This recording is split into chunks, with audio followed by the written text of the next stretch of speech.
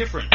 During the primary, I said today that we're going to cut taxes on everyone across the country by 20%, including the top 1%. Last night, I will not reduce the share paid by high-income individuals. I know that you and your running mate keep saying that. I know it's a popular thing to say with a lot of people, but it's just not the case. But on those regulations, Dodd-Frank, the new rules on the big banks meant to prevent another financial collapse, Romney often simply says, then I got other things to do. We got to repeal Sarbanes-Oxley. We got to repeal Dodd-Frank. But last night, you have to have regulation, and there's some parts of Dodd-Frank that make all the sense in the world. And on the president's health care law, Romney usually simply says this: if your priority is jobs, you got to get rid of Obamacare, and I will. But last night, when asked what he would replace it with, in fact, I do have a plan that deals with people with pre-existing conditions. That's part of my health care plan. Now, we have asked the Romney campaign repeatedly if under Romney there'd be a federal law protecting people who don't have jobs but pre-existing conditions, allowing them to get insurance. We've been told that there would be no federal law. It would be turned over to the states. And, Diane, I also wanted to point out that we hired a lip reader overnight to take a look at that moment on the stage, President Obama and Mitt Romney. In fact, take a look at this tonight. President Obama walking up to Mitt Romney saying, good job, Romney saying, thank you. The president then saying, good, we'll do more of this. It would seem to appear that one of those men knew who won last night, Diane. Okay, David, we were reporting, and time to bring in co-anchor of Good Morning America, anchor of This Week, George Stephanopoulos. Bottom line, George, did that night affect this race for sure? Well, no question about it. It got Mitt Romney back in this game. It gives him momentum. It gives him confidence. After a month of being on defense, he is on offense right now, and both campaigns expect the national polls to tighten over the next several days, maybe even see Mitt Romney go ahead. But here's the big question, Diane. Will you see the same kind of movement in these key battleground states, especially Ohio, where President Obama is ahead right now? These are the voters who get ads every day, who see the candidates every day. Will they move in the same direction? That's the big question. So over these next days, how bad does the president think it was, and what's he going to do? We saw a little indication right there. The president knows he lost last night. Came out fighting today, but he and his team know that he's got to bring it in that next debate. He's got to answer Mitt Romney face to face. All right, George, thanks so much. And we have a footnote for everyone. You and I talked about it last night, about the star of last night's debate who was not on the stage. We are talking Big Bird. As Jake told us, under threat from Governor Romney of losing financing, a torrent of creative people took to the internet about the bird today, and these were our favorites. Will work for food. Today is brought to you by the letter U for unemployed. And this tweet directly from Big Bird, reminding us he's about 6 years old. Quote, my bedtime is usually 7:45, but I was really tired and fell asleep at 7. Did I miss anything? And now we turn, and we have breaking news to tell you about tonight. American Airlines grounding planes after 3 of their planes were forced to land because rows of seats were coming unbolted in midair. ABC senior national correspondent Jim Avila now telling us the latest. Jim. And American tonight grounded half its fleet of 757s, its domestic long-range workhorse, taken out of service for a second round of FAA-monitored fixes to prevent passenger seats from becoming dislodged in the air.